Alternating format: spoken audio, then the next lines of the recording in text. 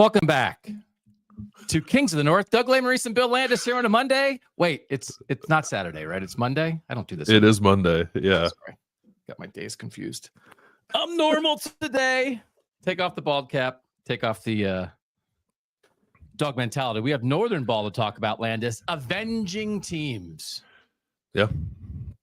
That really, to me, like we focused on big name brands winning on Saturday night because the top 7 ranked teams in the North in the initial college football playoff ratings from Tuesday all won on the first weekend, including BYU's miraculous comeback, whereas the 2 highest Southern rated teams lost. So we focused on those big brands, but there were a lot of teams that I don't know, you and I had written off, maybe their own fan bases had written off to some degree. They weren't untalented and completely lost causes, but it felt like maybe the season was catching up to them, and a lot of them rose up.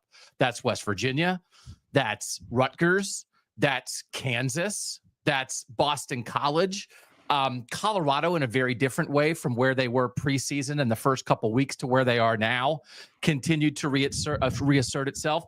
And I kind of like it, Landis. Like this is like a nice little November uprising for teams that maybe could have called it in, right? I respect it.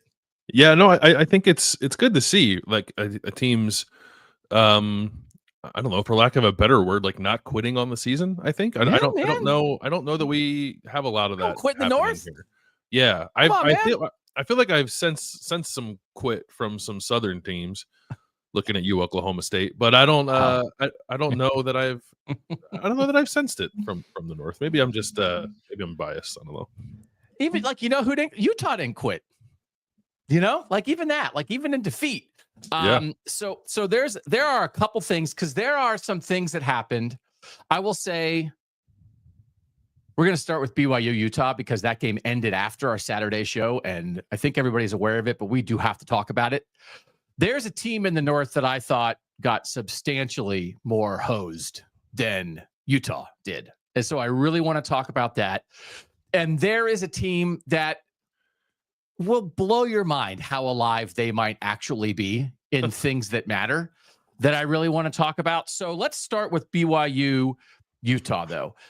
You know what is a thing that you probably shouldn't Google is greatest holy war. That that sounds what I mean? like a pretty fun adventure. Yeah. That's like you gotta be a little more specific sometimes. So the game that I'm glad I saw is obviously BYU's miracle comeback win against Utah. I'm glad I saw it in my bed, but I wish I would have seen it there. And there's like again, the plan was for me to go, and then they gave a late kickoff time. We'll get into all the fallout of it, but Utah's angry reaction to it, I think, is understandable, probably misplaced, but I don't want to lose track of lose sight of the fact that like frickin' Jake Retzloff, man, BYU, Kalani Sitake, just LJ Martin, like just how do they do this? And every time, because I've been bringing up this TCU comparison for a couple weeks to TCU 2022, and I even brought it up. We had Mitch Harper, was just a fantastic guest last week, BYU writer on the show. And one of the things is TCU is kind of doing that every week, running a field goal unit on against Baylor to kick a miracle field goal. And BYU had not been quite as, oh my gosh, on the edge. It's like, nope, they're there now. I feel like they are fully invested in that. First, the Oklahoma State comeback win, and then this in a fantastic 100-year plus rivalry. Like there's something inside of BYU, brother. Is there not? Yeah, I think, whatever discussion will be about how BYU got the chance it got at the end of the game, it just does not feel like a team you want to give a chance to win a game, right? At the end, like Jake Retzloff ripping a throw. They got into that speed option look at one time on that last drive. Like I thought for a lot of that game, BYU was definitely panicking, and I think the environment there at Rice Eccles was helping Utah quite a bit. Yeah. But in the moment at the end, BYU just sort of morphed back into the team that it's been all year, which is if you give them an opening, they're going to take it, and they're probably going to win the game. And they did. Yeah. So to come back and win that 22-21, on the road in a rivalry game. We make fun of Southern teams who get credit for like miraculous comebacks, and Miami was the edge and stuff. The thing that I make fun of the most with that, Landis, is I feel like there is an imbalance north-south, frankly, SEC and Miami versus everybody else, of whether a comeback win is a knock against you or a check mark for you. Of course, coming back to win instead of losing is a good thing. But what I mostly make fun of is the way it's interpreted. So to say, okay, well, BYU is having a much better season than Utah. Utah went to Brandon Rose, like a third string quarterback here. So I'm not saying that like BYU should rise to number 2 in the country because they managed to win this game, but I don't want to be disingenuous about, like, if Miami did this, I would be making fun of Miami and complaining that like the refs screwed the opponent to give Miami a win, probably, right? Do you think I would do that? Does that seem like something I would do? That seems like something you might do. Yeah. But all I'm saying is, it felt like when Miami was doing that kind of thing, people were saying, holy moly, look at the fighting Hurricanes, and jacking them up the standings, rather than being like, well, you know, it is a good win. I don't know if I'd want to live that way. And BYU did not skyrocket in the rankings because they won this game. So like it's the interpretation. Winning is good. It's the interpretation of wins and losses and close games and blowouts that bothers me the most. I like football. I hate how people analyze football on certain shows in certain places, on certain networks, in certain parts of the country. Can I just lay that down for the people? Is that fair? Yeah, that's fair. Lay it down. Yeah. So, but we also have to note, again, like in what BYU is, there is now that this is getting a little bit ingrained in BYU, that they had a 9-play, 95-yard touchdown drive when they were down 21-13 to even give themselves a chance. They didn't make the 2-pointer, and then they had the final drive. And so anyway, like, great rivalry game, whatever. It was a penalty. Do you think it was a penalty? I thought it was a penalty. Yes. Okay. I think a lot of that contact between receivers and defensive backs often goes uncalled, and I'm actually kind of okay with that because it's hard. It's hard to officiate. It's hard to play. Like, little pushing and shoving, I'm okay with. I thought that there was a jersey pull there that was quite obvious that I think deserved to be a penalty. Yes. So if you did not watch the game, you can find the highlights everywhere. But just for the context of this, it was on a 4th down deep in BYU's own territory. In the final minutes, if they don't convert this 4th down, the game's over. Utah's going to win. And they got sacked, I think, actually, right? And then there was a flag on the play because a Utah defender was called for holding. I believe it was holding, right? Not pass interference, or was it pass interference? It was holding. It was a 10-yard penalty, I think. Yeah. So it gave him a 1st down, and then that drive, when it looked like the game was over, instead the drive continued, and then BYU still had to do a million things to drive down the field, including drilling a 44-yard field goal in your opponent's stadium with everybody going crazy. So like, we want to give credit to that they managed to do that. But the issue here was that at the end of the game, Mark Harlan, Will Farron, by the way, I want to make sure I said his name. Will Farron drilled it. Absolutely drilled it. Just for ball, right? Especially college kickers. Nothing like a guy coming on and drilling it. That's like the best thing. As much as sometimes I think, what if we got rid of kickers? And what if you just had to score? Because sometimes I don't like how much the game hinges on kicking anymore. But when a guy drills it, I'm like, yeah, he did. I feel like I want to look this up too. I feel like college kickers have become more reliable on deeper field goals and less reliable on like the gimmies. Like, I watched like Dominic Zavada at Michigan like drilled a 56-yarder like it was nothing against Indiana, and this guy had a 44-yarder. But then you see like someone go out there and try to kick a basically what amounts to an old NFL extra point, and they shank it. Like, it is, it's a little strange. Yeah. So Mark Harlan, the Utah AD, after the game, was sort of pointing his finger, yelling at the refs on the field. Kyle Whittingham didn't seem very happy. Then Mark Harlan, the Utah AD, and this is part of why I wish I had been there, came straight into the post-game press conference and said, this game was stolen from us. He was disgusted by the call and the officiating, and he sort of questioned the idea of coming into the Big 12 if this is what's going to happen to us, which is a crazy thing to say because it's not like BYU is a long-standing Big 12 member that's getting the favor of the league. BYU beat Utah into the Big 12 by 1 year, but that he went immediately to like, I don't even know if we should be in this league anymore. It's like, what are you doing? And then Kyle Whittingham at the end of his press conference kind of like gave like an angry sort of walking away, more like mumbling under his breath kind of thing. Mark Harlan, the Utah ID, was fined $40,000 for his comments, kind of said like, yeah, sorry, we're happy to be here or whatever. Where are you on AD's pop it off? Like, are you pro pop off for the AD? Do you think that you have to, if you have a job where you kind of wear a tie a lot, you have to be more professional? What's the deal? I don't know that I'm pro pop off because I think it's fine for fans to get pretty fired up about officiating. I think people who get paid a lot of money to show some decorum probably shouldn't do that. And also it wasn't, maybe it's because I disagree with his assessment of the call too. Like if I thought that it wasn't a penalty, maybe I would be okay with it, but I thought it actually was a penalty. It makes me wonder how much that display was about that particular call or about things they thought might have happened during the course of the game that went against them. But if you get that fired up about a call that I actually thought was pretty clearly a penalty, I'm not so sure that's the image you want to be portraying for your athletic department. So I guess I'm on a case by case basis, but that particular case I thought was a little bit embarrassing. I don't know if it's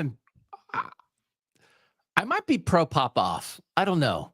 Even if you're wrong? Even if you're wrong. Okay. If you're standing up for your team and your coach. Yeah. And I do think one of the things there is for the AD, if you come in and do that first, it lowers the level on your coach. So your coach doesn't have to come in and rip everybody because your coach is probably really mad there. I think it didn't hurt anybody. Like, I think the officials are fine. He got in trouble. He got yelled at. He got fined. It was a pretty hefty fine for an AD. It ratcheted up the heat on an already super intense rivalry. Like, get me to the Holy War next year, tomorrow, if we could. Yeah.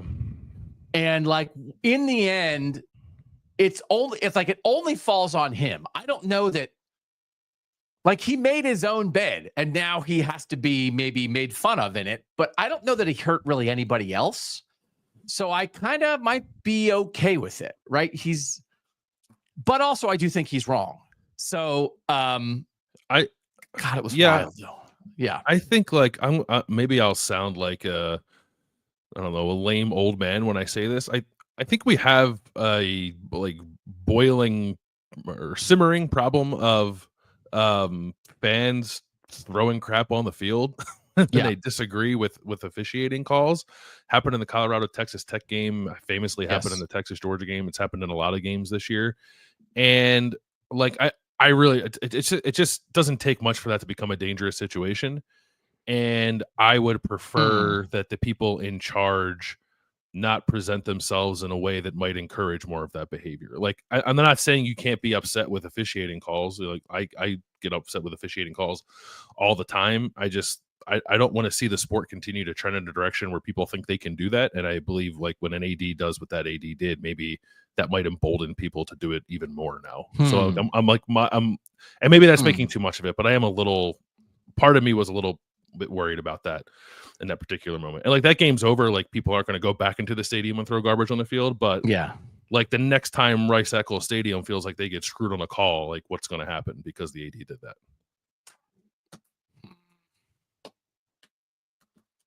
I'm older than you, but I felt like Big Brother, like just put his hand on my shoulder and tried to show me the way there a little bit. And I was like, it's just words, man. It's just words. Come on, man. Why can't we just say things about people? And you're like, because there might be consequences later, Doug. And I was like, oh man, I think you're right. Okay. I like that this spotlight. This is the kind of thing though. Next time, I hope this isn't a 10:15 Eastern start for that rivalry game, right? This is not like an after dark situation. This is an awesome rivalry between two big time programs. Yeah, everyone needs to see this. Yeah, everybody. This is a fundamental part of college football in the new world. That's not part of the SEC. That's not part of the Big Ten. That isn't as regional of a rivalry as you can get. Honestly, how much more regional can you get than a rivalry in Utah called the Holy War? Yeah. That's as regional as you get, and it has such national appeal right now. So I think maybe there is a ton of awesome stuff that comes out of this. That is an example of how great college football still is and can be in this world when you protect rivalries, when you get teams that matter to each other playing on a regular basis. This was a rivalry that went away for a couple years. That wasn't an every year thing while they weren't in the same conference. And now it's protected in the Big 12 because they're in the same conference. But this is the kind of thing to me that, right, this is why you have to play the backyard brawl every year. You have to play Iowa State every year. Even if you can't let only conferences be the thing that saves the best rivalries, because this game never should have gone away. Thank goodness it's back permanently for now. That's a t-shirt for college football permanently for now. Yeah. But I want to watch BYU Utah next year. I don't care who the players are, because I assume that these programs both really care about college football and they're going to be really competitive. And by the way, for all the stuff that happened, Kalani Sitake, the BYU head coach, and Utah coach Kyle Whittingham hugged on the field after the game. Yeah. I mean, that makes it like, so Kyle Whittingham, former BYU player, right? Kalani Sitake played at Utah, right? Am I right about that? Let's go to the tape. But yes, but I don't know, could you have seen Jim Harbaugh and Urban Meyer hugging? No. Right? Sorry, they both played it. They both played at BYU. Sitake coached at Utah. My bad. So, but I think that's, and Kyle Whittingham was a little bit of that was actually a little bit of brothers don't shake hands, brothers got a hug moment from Kalani Sitake. Yeah. Right. That which I don't know if Kyle Whittingham necessarily wanted to hug, but once Kalani Sitake takes his hat off and comes in for it, you can't get away from it. And then once you're in it, I think you just melt into it. Don't you think? You have to. Plus, Kalani Sitake looks like he'd be a great hugger, right? And I think he knows that about himself. So he embraces the idea of a hug no matter the circumstances. And sometimes you got to get the old curmudgeon Kyle Whittingham to embrace it too. The next time I see Kalani Sitake, the first time I ever saw Kalani Sitake was at Big 12 Media Days in July. And we really tried to get him on the show, and just the timing wasn't there. And he was doing a bunch of interviews and kind of still people didn't know who we were. I think I'm going to ask for a hug next time I see him. Yeah. From a journalistic hug, because I want to report on what a Kalani Sitake hug feels like. So this is not I'm not asking for the hug for me. I'm asking for the hug for us, because I want to feel like what Kyle Whittingham felt like in that moment. Yeah. That's fair. That's what journalists do. I like that you check to see if you had the bald cap facing the right way and then still put it on the wrong way. I don't really understand how hair works. So, okay. So we had to talk about that because it's what everybody's talking about. That's our game. We're Kings of the North. Those were two programs filled with kings and queens and the royalty of college football, players, fans, everybody involved. Mark Harlan got mad. He got yelled at for it. I hope people don't throw stuff on a field, and I hope but that is, in every other way, as long as people aren't throwing stuff on a field, that is about as good as it gets right now. That is about as good as it gets. And BYU's still undefeated. But the one thing that did happen, I feel like BYU's still undefeated. And then everybody came out with their playoff projections Sunday and Monday. And everyone was like, Colorado in the playoff. Yeah. Sorry, BYU. And it was like, okay. I mean, I'm not necessarily disagreeing, but again, is that where we are? Miami beats Cal on a miracle, and we're like, oh, I think Miami's going to make the semifinals. BYU beats Utah on a miracle, and it's like, they're dead. They're undefeated, but that's it for them. It's like, really? Well, everybody got burned by Miami. They were trying to embrace a similarly chaotic team in Miami and finally got burned by them. So now they don't want to get hurt again by BYU. So that's it for real? Everybody overrated Miami, underrated BYU, and now because they overrated Miami and they got burned, it gives them more license to underrate BYU? Is that seriously how it works? You are really showing me the light today, Landis. I'm not sure I like it. That's how the sausage is made, man. Oh, my God. Sausage is tasty, but come on. All right. So that's the game that the whole world, I think, was glad that they saw. The game that you're glad you saw is the one you saw in person in Bloomington, Indiana. Why were you glad? Yeah, the Indiana-Michigan game. When we talked about that game on Saturday night, I think we talked a lot about Indiana's offensive line and some of the issues that crept up there, and it was kind of poking around on PFF this morning, and the numbers, I think, backed up what I saw. Pass blocking grade was the lowest of the season for Indiana by a pretty significant margin. It was 56.7 for an offensive line that has had 5 games of 86 or better, and its previous low was 62.9. Run blocking grade was the second lowest of the season. Curtis Work was pressured on 31% of his dropbacks, but it was 46% in the second half. So a struggle a bit there for Indiana's offensive line. But I just wanted to mention that because what I mostly want to talk about on this episode or on this show is the other side of that, which was Indiana's defensive line, which I thought got after it against Michigan. Like a pretty impressive showing. There were some times in the second half of that game where I felt like maybe Michigan might break through for some rushing production, but then it really didn't happen. And Michigan ends up with 69 yards on 34 carries, 2.03 yard per carry average. Some sacks obviously worked into that, but they were getting after Davis Warren too. He was pressured on 62% of his dropbacks in that game. Aiden Fisher after the game was talking about how they just felt like they had him running around and they were chasing him the entire afternoon, and it definitely felt like that. And I think that Indiana has some real dudes on its defensive line. CJ West, a transfer from Kent State, had a tremendous game. 7 pressures. He had 5 stops, according to that PFF metric.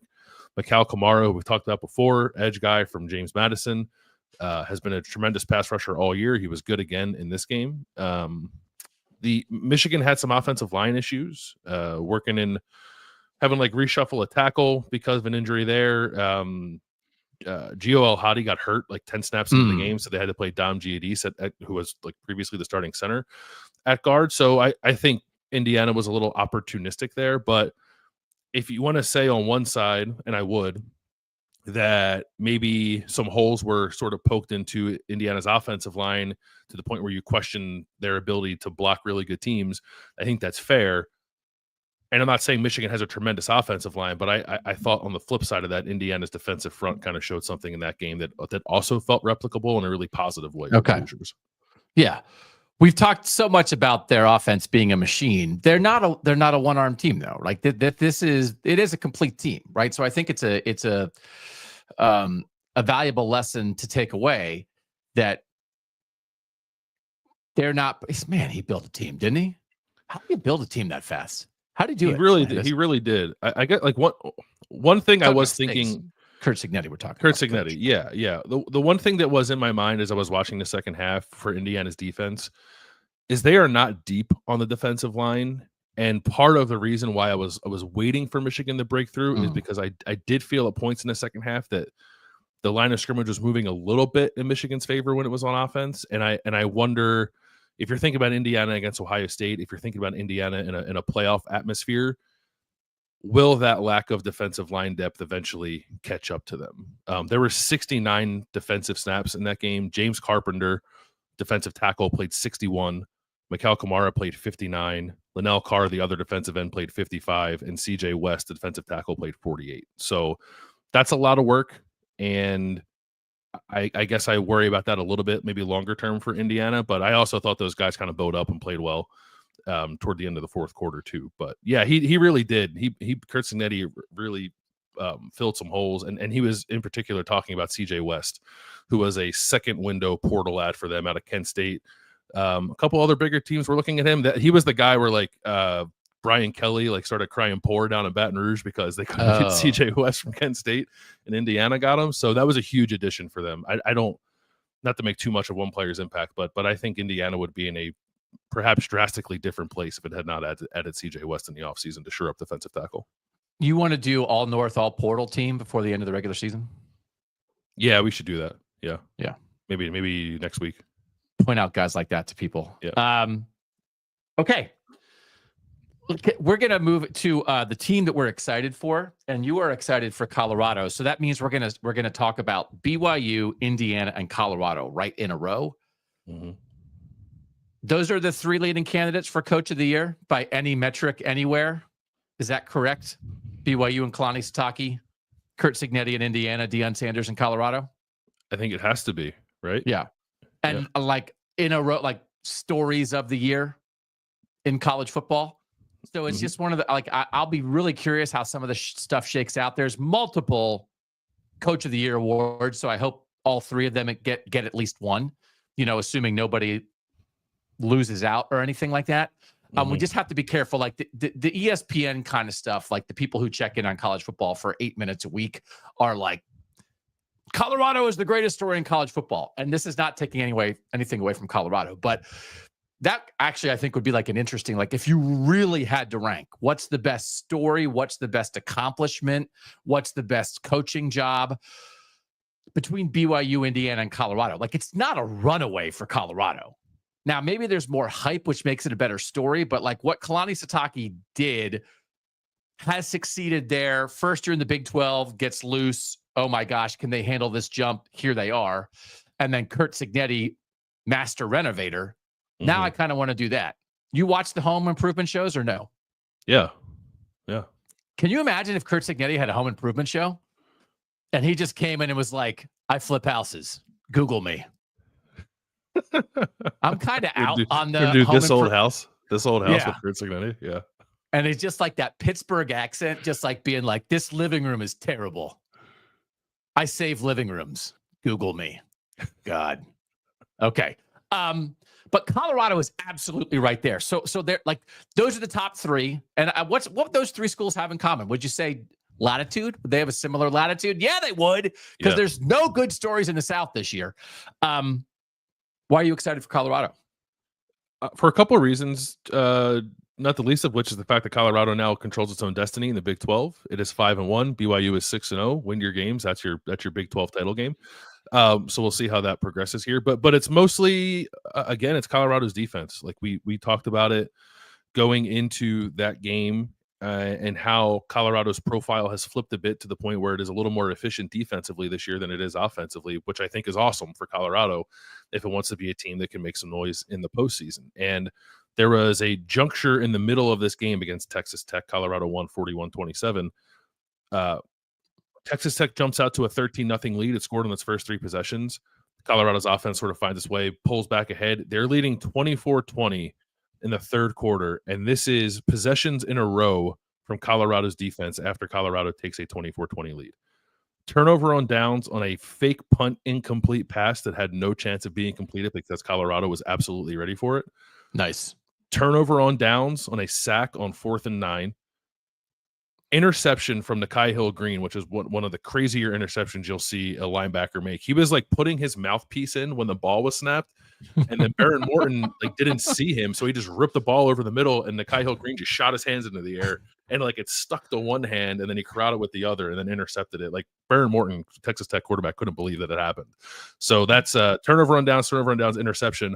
Next possession, sack fumble from BJ Green that Colorado recovers.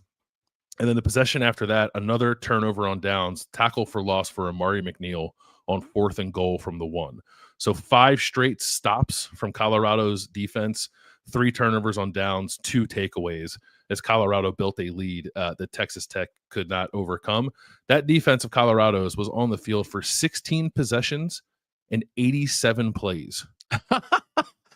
And like Texas Tech like didn't really score in the middle of the game. They got 13 early, like 1 touchdown late, and they had like 1 score in the middle of the game. Otherwise, I thought Colorado really held them in check, and maybe most impressively bottled up the Texas Tech rushing attack and Taj Brooks, who's the 5th leading rusher in the country.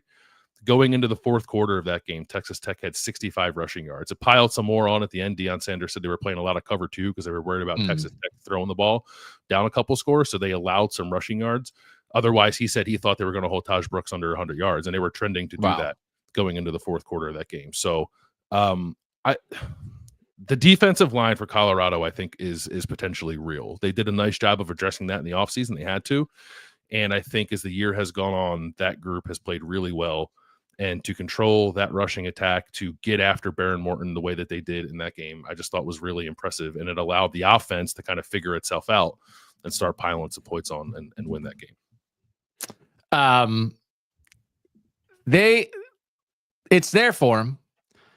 They are home against Utah, at Kansas, home against Oklahoma State.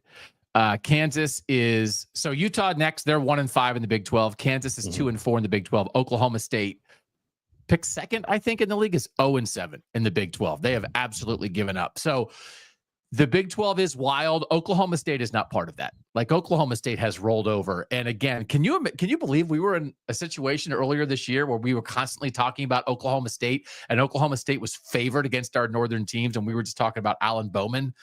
We probably talked about Alan Bowman for an hour on this show, and now they have not won a Big 12 game. I think like that's the penance for Mike Gundy for making us talk about them. But Utah, the way they played, and then Kansas, which we're going to get to in a second, it's not a guarantee.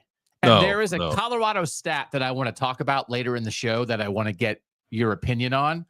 But that you just talked about a bunch of great things that Colorado did, and you didn't say Shedeur Sanders and you didn't say Travis Hunter is tremendous for Colorado. And that's some havoc, baby, right? Like this is havoc great stuff of like, again, there's the do your job down after down that can set you up for winning. But then there's a, like, you've got to make plays when it matters type of football. And you just described Colorado doing that. Did Travis Hunter play like 190 snaps in this game? I thought you were going to say they played 87 snaps on defense and Travis Hunter played every single one of them. I actually didn't count them up, but now because I'm not good at my job, I should have done that. I apologize. Let's see here. On the defense, Travis Hunter played.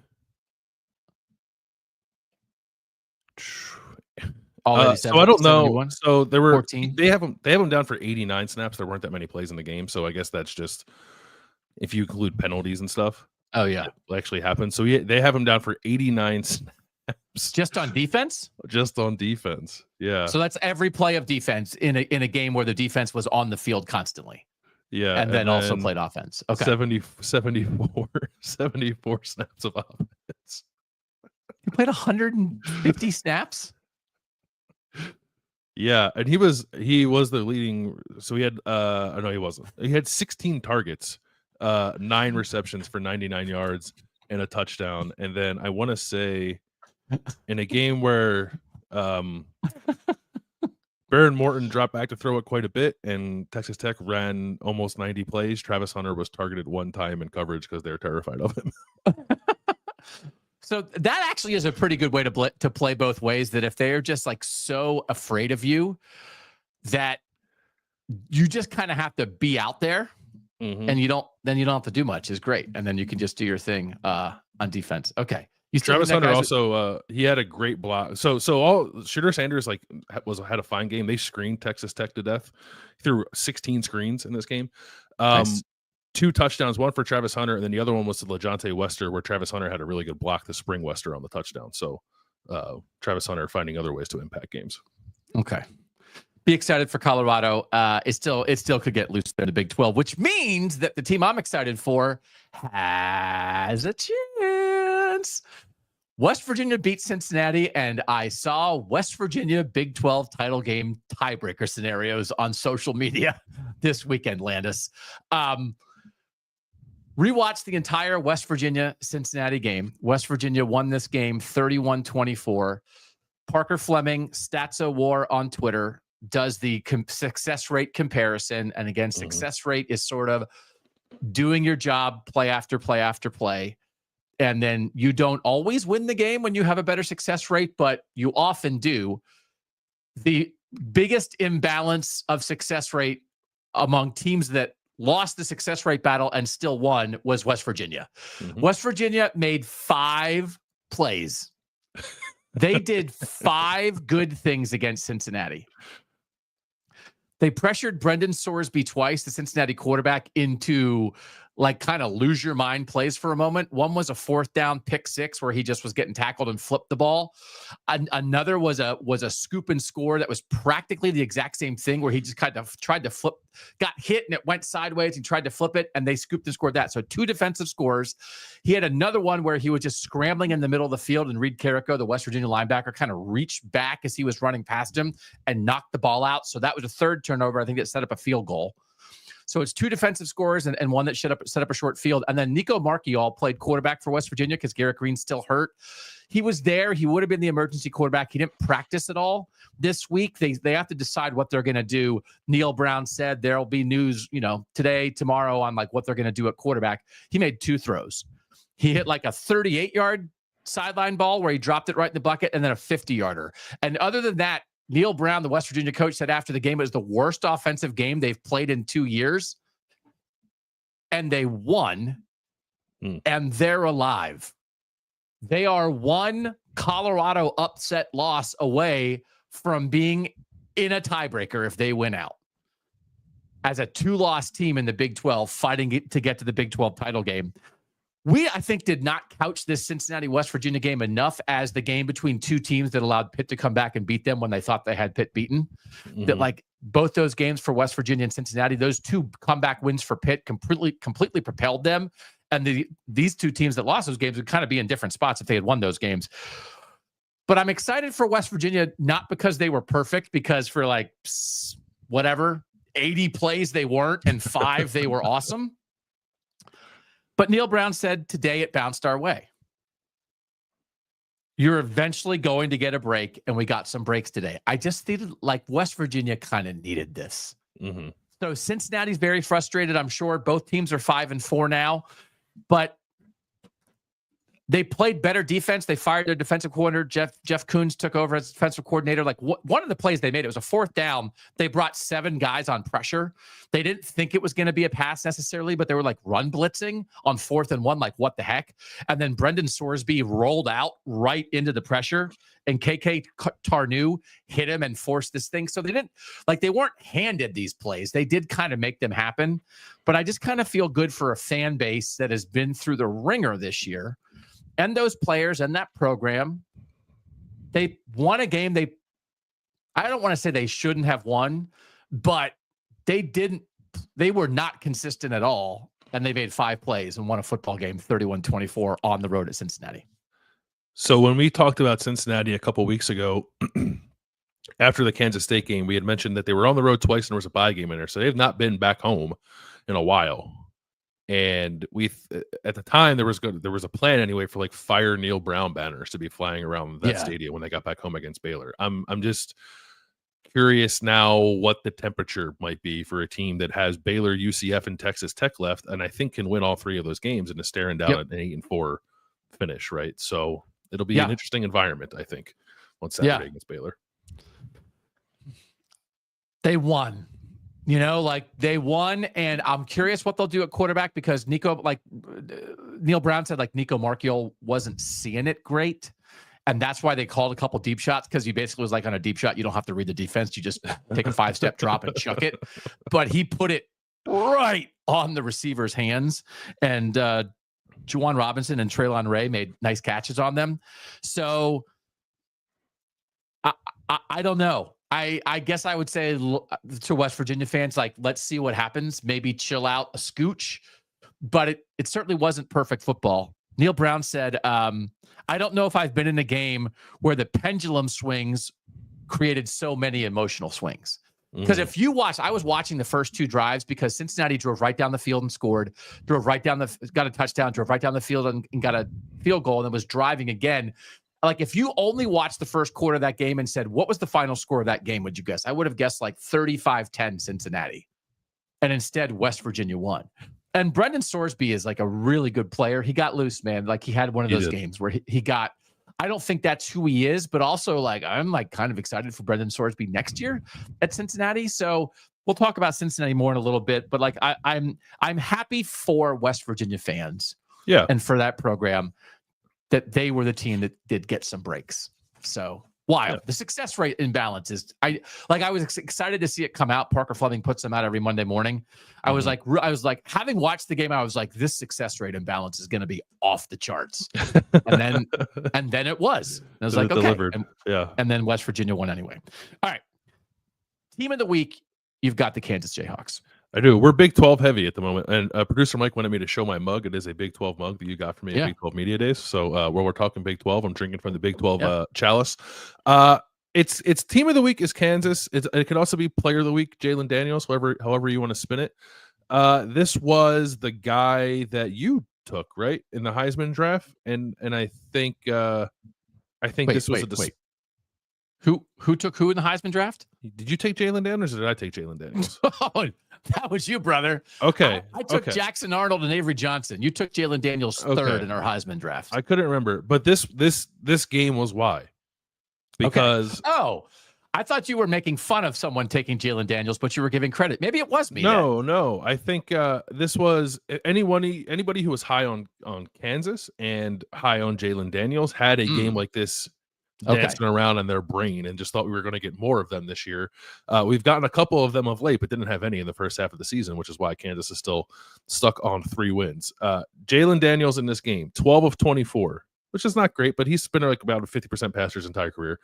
295 yards, 2 touchdowns, 68 rushing yards, 1 touchdown. He had pass plays of, again, only on 12 completions, 17, 22, 24, 31, 32, 62, 70. His average depth of target in this game was 20 yards. I didn't want this so that people understand, like, we split these games up. So it's like, hey, if you have a game to talk about, you're kind of in charge of watching that more and getting all the stats more. So knowing that you had Kansas, Iowa State, I didn't really watch it much. I did watch the highlights and I was like, he's the best player in America. Based on these highlights, Jalen Daniels, I've never seen anyone play quarterback better. Yeah, I mean, there were a couple of like sort of wide open in the middle of the defense throws, but like even still, the way the ball was jumping off his hand was like, whoa, that was pretty impressive. And then he had a couple of like absolute dimes in this game too. One that Quentin Skinner, like down the sideline while he was running, like over the shoulder, wasn't like, you won't find a better throw and catch, I think, all year on what those two guys did on that play. And Kansas won. Kansas again off of a bye upsets Iowa State. Kansas off of a bye is the most dangerous team in America. Thankfully, they don't have any more left. Quickly, Devin Neal in this game became Kansas's all-time leading rusher. He had 114 yards. It was just all clicking. It was Jalen Daniels at his absolute best.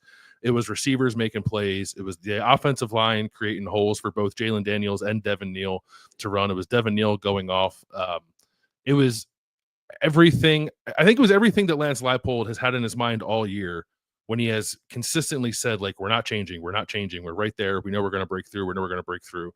And now Kansas has. It played really well off the bye the first time, beat Houston. It played, I think, well against Kansas State in a loss, and then played exceptionally well, played his best game of the year probably against Iowa State to spring this upset. The defense is still not very good, but that offense, when it's clicking the way it did, I think can keep Kansas in the game against anybody, especially in the Big 12 race, right? So Lance Leipold said of Jalen Daniels, you can see him feeling good about what he's seeing. He's feeling like he's prepared. The game plan fits what he wants to do and execute.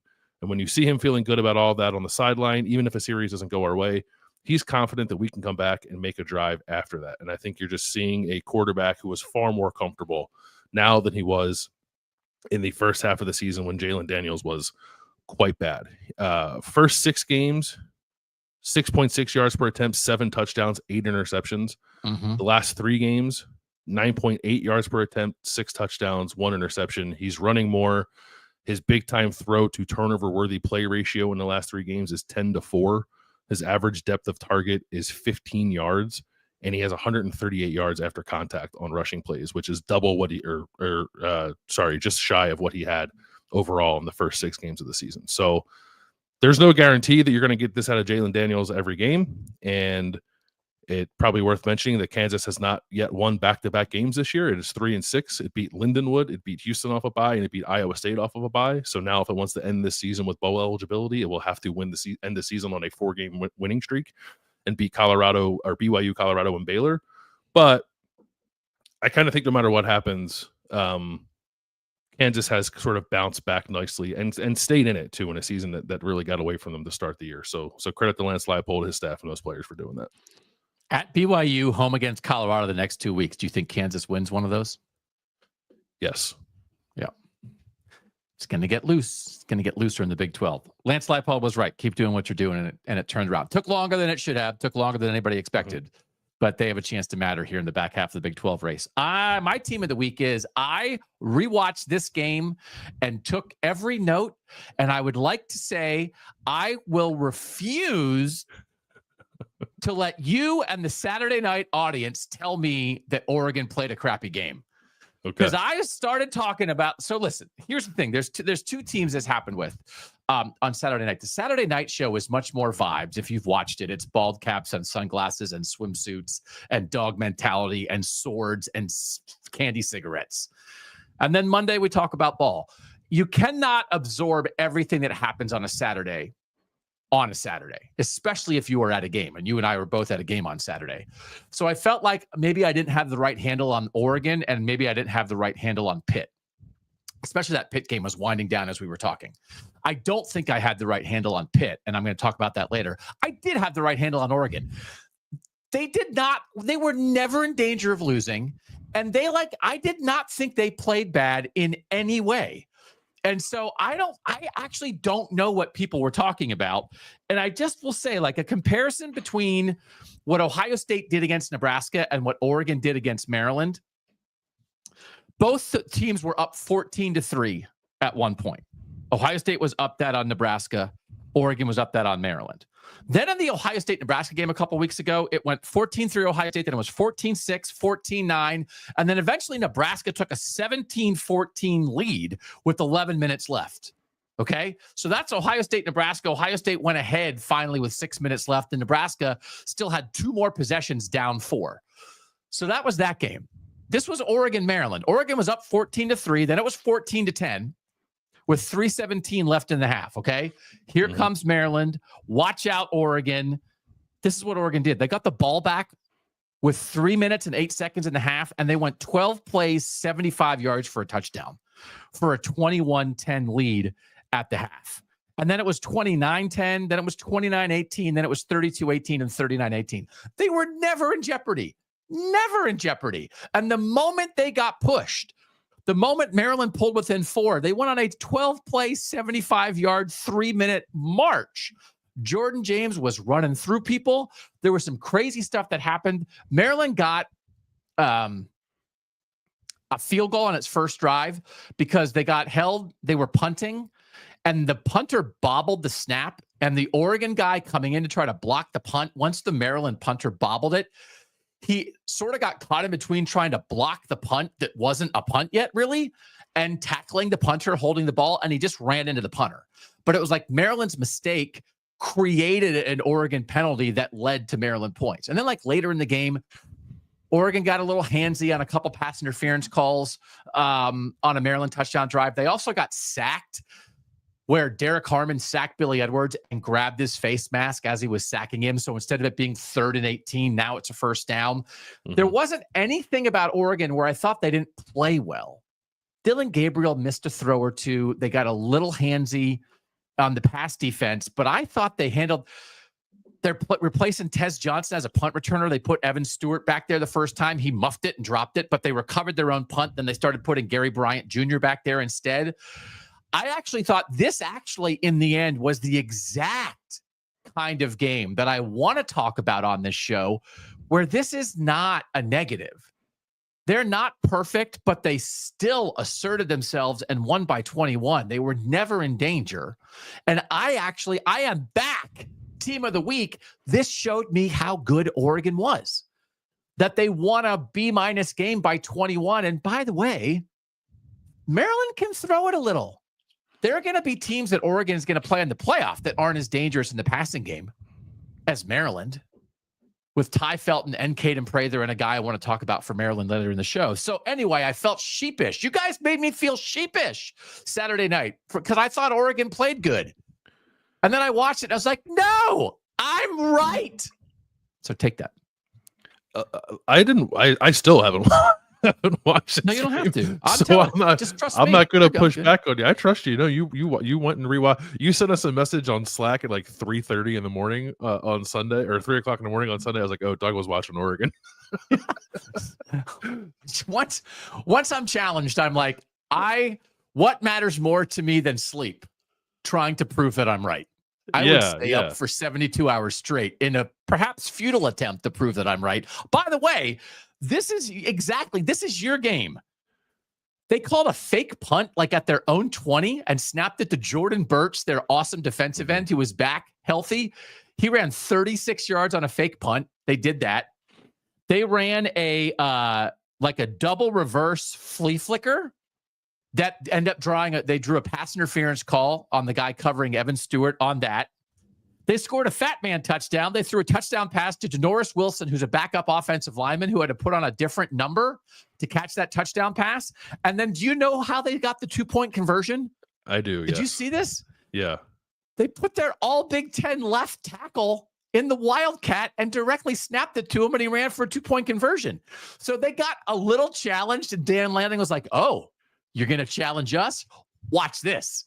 And then everything they tried, they converted. And it wasn't out of like desperation. Oh my gosh, we can't get anything going.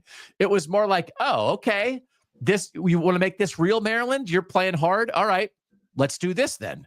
Yeah. So credit to Maryland for pushing them a little, but the second Oregon got pushed, they did everything they needed to do. I came away more impressed. Do you think there's something to the idea, and it might even apply to Ohio State too, with the blocked punt that it ended up getting against Purdue, like putting in stuff like a fake punt for Jordan Birch and an offensive lineman touchdown and an offensive lineman 2-point conversion play, and working on it during the week and getting guys excited about that might lock you in more to say like, hey, these are cool, right? Put us on a position so we can run these plays on Saturday. And then you come out and you play well in a game where maybe you'd otherwise be a little sleepy. And maybe that's a very obvious thing that I just said. I don't know. I don't know that it needs to be said. Yeah. I think Dan Lanning's pretty good at this, man. Yeah. That's 3 games now where they've had because we didn't talk about it when they played Michigan. They lined up in a weird punt formation that forced Michigan into a penalty for lining up over the long snapper, and got a first down that way. So that's at least 3 now special team splash plays. Actually 4 if you count Tej Johnson's touchdown against Boise. Yeah, 5 because there were 2 returns in that game. Yeah, they're doing some stuff on special teams. Just like, again, like Maryland cut it to 29-18 again, and then the Oregon ran like a really nice simulated pressure that forced a throw that led to a pick. Like they just, I think you make a really good point that Lanning has found a way to keep them locked in, where they are kind of really, again, they're taking care of business. But like if you this is where I really like, because this wasn't a comeback. It was never desperate.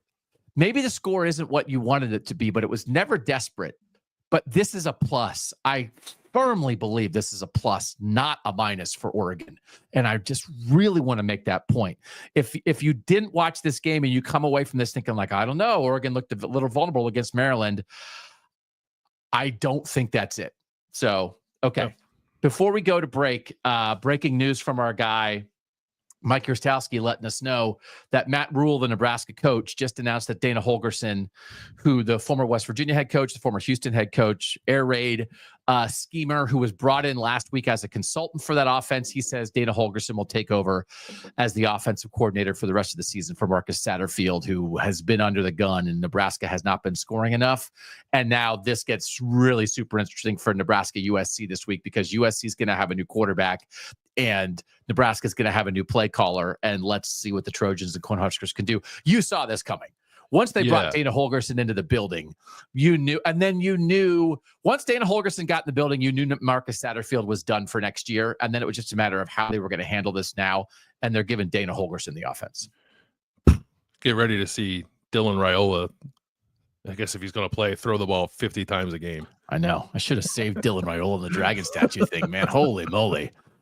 They're going more air raid. Yeah. He's chased. That's absolutely what's going to happen. All right. Fired up, feeling good on a Monday. South Cram-o-Meter, bunch of other categories. Next on Kings of the North.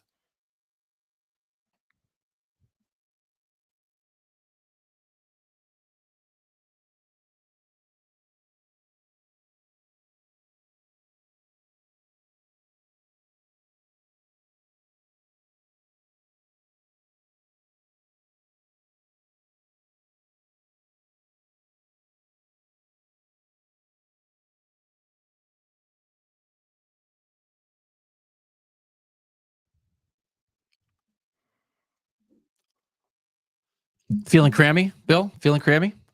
It's a good week for Crammage. Yeah. Yeah, it's a good week for Crammage. Doug Lesmerises and Bill Landis on Kings of the North. We do it every week at the South Cram-o-Meter. Chronometer, again, it depends if you're a scientist or more of an artist, how you might say it. Mm-hmm.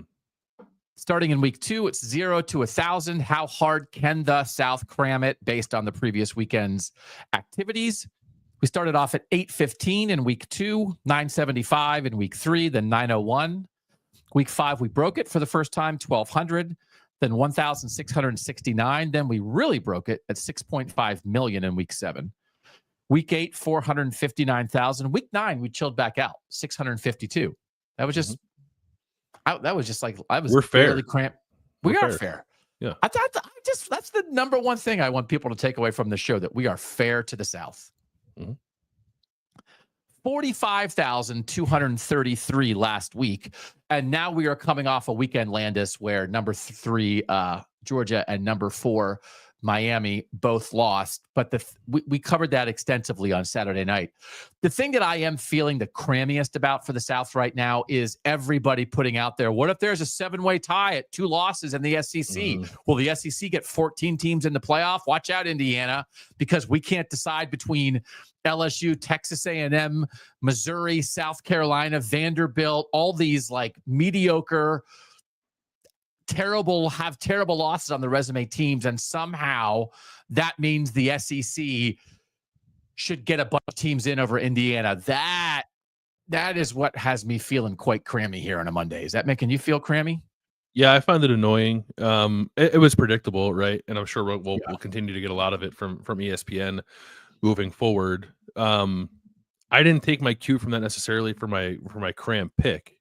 But you don't have to take cram cues from anyone. Yeah, but I am so happy with the idea that like we have sort of, we developed this cram idea and you have just run with it, man. Again, you are a cram leader, not a cram follower. So you set the cram agenda in America. Yes, I try to, and I take it very seriously. And I try to, paint a little bit of a picture with my cram picks and have it mean something. Yes. So I lean more Miami with my cram pick than I did SEC. Okay. But I think you are right that the crammiest subject matter this week and probably for the rest of the season will be the SEC conversation. Yes. It is just frustrating. There are 9 SEC teams in the top 25 because they cannot figure out what to do with them because they keep all losing to each other and also occasionally losing to Kentucky. So South Carolina and Vanderbilt and Arkansas have 3 conference losses. LSU, Missouri, Alabama, Ole Miss, and Georgia have 2, and Texas A&M, and Tennessee all have 1 conference loss. Tennessee and Georgia play this week, so if Tennessee loses that knocks 1 down. Texas and Texas A&M will play in the last weekend of the regular season. So it's just Ole Miss, Florida this week. Is that right? Yeah. Like Florida, DJ Lagway has to get healthy and rise up and like do some stuff down there to continue to add to the chaos. It is just the complete ignoring of bad SEC losses that really bothers me. And complaining about Indiana's, complaining about Indiana's schedule and then being like, but Ole Miss lost to 3-6 Kentucky, right? Like, what do you like? We just ignore that stuff. So, so because I'm wound up about that idea, there's 9 SEC teams in the top 25. So I'll make my cram number 90,000 because that's 10,000 apiece for each of the 9 SEC teams in the top 25. What's your cram number? 2.1 million because that is the made up NIL evaluation on 3 for Cam Ward, the Miami quarterback. Oh, yeah. So you could just make a business out of making stuff up, right? Yeah. And they started off, they were making NIL valuations initially off like, how many Twitter followers do you have? And it's like, what are you talking about? They're all bots. Like this is, and also right there at the beginning of NIL, every single college football player was like, I have a t-shirt. And it was sort of, well, I think the fans maybe might buy a t-shirt of the school you play for that they have been a fan of their entire life. And if you're thinking to yourself, well, I can either get an LSU shirt or I can get a shirt for the backup tight end for LSU. Not sure you're going to win that battle. So yeah, NIL valuations. That's a good one. Oh, So if we could find $2.2 million, we could then get Cam Ward to be a co-host on the show by their valuation, probably. Yeah, and he very well may have gotten that much money from Miami to go there, but that doesn't change the inexact science of trying to actually put a number on every player's NIL valuation. Your player's valuation. Yeah. All right, so that means we're going to have a nice, healthy. I always like it when it's like I give my number and then my number is 0.0001 of your number. So it makes me happy.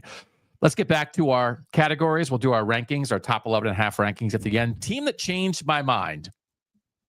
That category, your answer, Bill Landis, is the Notre Dame Fighting Irish. What did they change about your mind? I think they are in the process of changing my mind. I was ready to, because you have referred to at times Indiana as a machine. Yes. And I was wondering if Notre Dame might have, vaulted itself to the same kind of conversation. And then I was looking through some more numbers, and I don't think they're quite there, coming off of a 52-3 win, against Florida State. I think the defense is there. Defense in the last 5 games, wins against Louisville, Stanford, Georgia Tech, Navy, Florida State, 52 possessions. They've allowed 8 touchdowns. They have more turnovers on downs forced than they have touchdowns allowed in their last 5 games.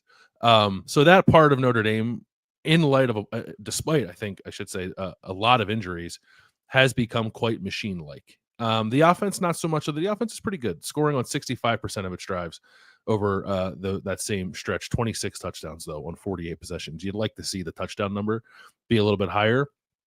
So I think we're continuing to approach that conversation with Notre Dame, but I don't know that we're going to crown them a machine quite yet. They are, however, now number 3 in the country in adjusted EPA per play, behind Ohio State and Texas. So this is a really good football team, and they're number 10 they were number 10 in the CFP rankings last week. I think it will continue to be fascinating to see how the committee treats a team with a loss to Northern Illinois, but all Notre Dame can do is continue to paste teams like it just did the Florida State 52-3.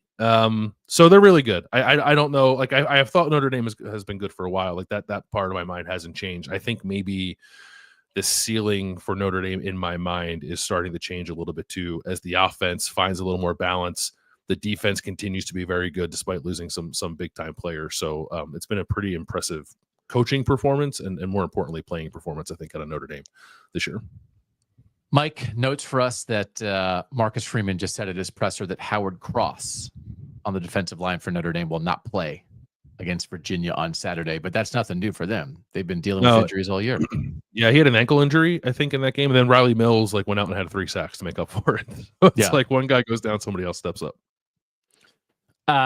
T-Shoe and I did hit our $500 bet on the Friday morning betting show by taking Notre Dame minus 26 against Florida State. So they were on my style points weekend. They were the one team that really did show up and just continued to show you, I think, who they really are. All right, so they changed your mind. The team that changed my mind is Iowa, because the quarterback thing has really gotten away from them again. And I thought this move to Brendan Sullivan, while Cade McNamara is hurt, might be setting up Iowa to make a little run here at the end of the year. And instead, Brendan Sullivan turned it over 3 times and then sprained his ankle. And they had to put in their 5th string quarterback, and it completely got away from him on Friday night at UCLA, and they lost. And Kurt Ferentz was used the word disappointing a gazillion times in the post-game news conference. I feel like you maybe saw this coming a little bit more, but Iowa opened the game. They had a touchdown and a field goal in their first 2 drives. They hit a nice little screen that popped. They hit another throw. Caleb Johnson scored a touchdown. It felt like, okay, Iowa, you're taking care of business. Then after their 10-0 lead, they went interception, fumble, punt. Last drive ended the half, punt, interception. And so that was 3 turnovers, because the fumble was Brendan Sullivan also. So that's 3 turnovers in 6 drives. And then they took him out and put in Jackson Stratton. And again, he hurt his ankle. He was taking a lot of big hits. Kurt Ferentz after the game said it was an ankle injury. They put in Jackson Stratton, who, again, all the Iowa fans know this. It's been a story, was a scout team linebacker at one point this season. He's their 5th string quarterback, because their quarterback situation was beginning of the year was Cade McNamara, the starter, coming off an injury. He's been hurt. Brendan Sullivan, transfers from Northwestern, was number 2. Marco Lainez was number 3. He's a 2022 recruit from New Jersey who's, kind of a decent guy, a 2023 recruit, I think, actually. He was their third guy. He's been hurt. He hurt his left hand and had surgery on that a couple weeks ago, I think, in practice before the Wisconsin game. So he's out. Their fourth string guy would have been James Rezar, who was their quarterback recruit in this class, but he moved to receiver already.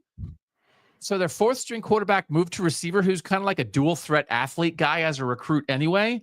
And so then Jackson Stratton transferred from Colorado State this year as a preferred walk-on.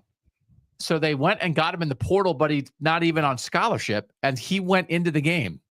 So 2 injuries, three injuries, and a guy changes positions, and you're down to Jackson Stratton. And it's just a reminder of like, they're just in a hole at quarterback. I thought maybe they had an answer sitting there in Brendan Sullivan. And even before he got hurt, it was like, there's not. They just need a gigantic upgrade at quarterback for next year. And you look at their quarterback situation from last year, 2023. So it was Cade McNamara was a starter. He got hurt. Deacon Hill came in. He had been a transfer from Wisconsin. He was not very good, and he transferred to Utah Tech, which is an FCS school that has a bad record this year. And like, he's not even the full-time quarterback there. Then they had Joey Labus, who was at Iowa for 3 years and then transferred and is the starting quarterback at Central Michigan this year. Mm-hmm. And that he actually threw for like 350 yards in the first game this year for Central Michigan. It's like, okay, well, I actually think maybe that they could have used that at Iowa, but he hurt his arm. He's out for the year. They had Linez, and they had another guy who transferred to Colorado. Like, their quarterback room has been a mess, still is a mess. I don't know what the future is, but I'm out on like, here comes an Iowa run, because they can't overcome it. They can't overcome it. They can't. And it's not like, Kirk Ferentz gets the call his own shot probably. And I don't know how much expectation this season actually had for Iowa, but like, the defense is supposed to be good. The offense is supposed to take a step forward, and that actually happened. But they now have 2 losses to Big Ten teams with first-year head coaches that I think are pretty inexcusable, against Michigan State and now UCLA. Yeah. So I don't know. I don't know if it gets uncomfortable there for Kirk Ferentz or not, but this is not very good season. Yeah. It's just, again, like, the Michigan quarterback stuff has taken some of the heat off the Iowa quarterback stuff. But like, this is just not. And again, this is, I mean, like, Brian Ferentz was the quarterback's coach the last couple of years too, as the offensive coordinator. Like, they've just failed in quarterback identification and development. And then here they are. And then, by the way, they missed 13 tackles against UCLA. They've only had 2 games this year where they missed double-digit tackles. They missed 20 against Michigan State and lost. They missed 13 against UCLA and lost. So they couldn't throw it. They couldn't really move it offensively. And then also, like, Jay Higgins got hurt in that game, had like a hamstring injury. I think that really hurt them. But then also the thing that they've always been able to rely upon, and these 2 losses that you mentioned, they haven't been able to rely upon. Yeah. So now UCLA is running it on them, and they can't run it with Caleb Johnson. And so it starts with quarterback, but then sort of the whole house of cards is falling apart. And it was just like we get it. It adds to the Big Ten travel list this year, Iowa going to UCLA, but he said disappointing a lot. And I think it's the word to use, but it's injuries happen, and that's 3 quarterback injuries is a lot. 3 quarterback injuries is a lot. There are not a ton of teams in the country that are 4 deep at quarterback. So that a portion of that is understandable, but a lot of the stuff is self-inflicted. And it's a continued reminder. Tim Lester is better than Brian Ferentz, but they still have another jump they have to make in terms of quarterback play and throwing the ball, or they're just going to be stuck, man, because they're stuck right now. Yeah. Yeah. All right. So that's the team that changed my mind. The guy that blew your mind is a quarterback who transferred this year, and he beat his old team, man. He did. Ethan Kaliak-Manis. He blew my mind because I don't know if you'll ever see 2 more opposing or halves of play from a quarterback. Like, the Greek rifle was Greek rifling against Minnesota. Yeah. Ethan Kaliak-Manis starts 14 of 18 for 216 yards and 2 touchdowns in a 26-19 win against Minnesota. He finishes 3 of 12 for 24 yards, 1 touchdown, and 1 interception. Man, he was ripping slants. He had his second touchdown pass was like an over-the-shoulder absolute dime. He ripped a 65-yard bomb from his own end zone in the first half, longest pass of his career. And then in the second half, he just like could not hit anybody. And I think Minnesota, I think Minnesota changed itself up defensively. It started to get a little more pressure, but it was like the first half was like, I cannot believe Minnesota let this guy walk. And then the second half was, I cannot believe Rutgers picked this guy to be his quarterback.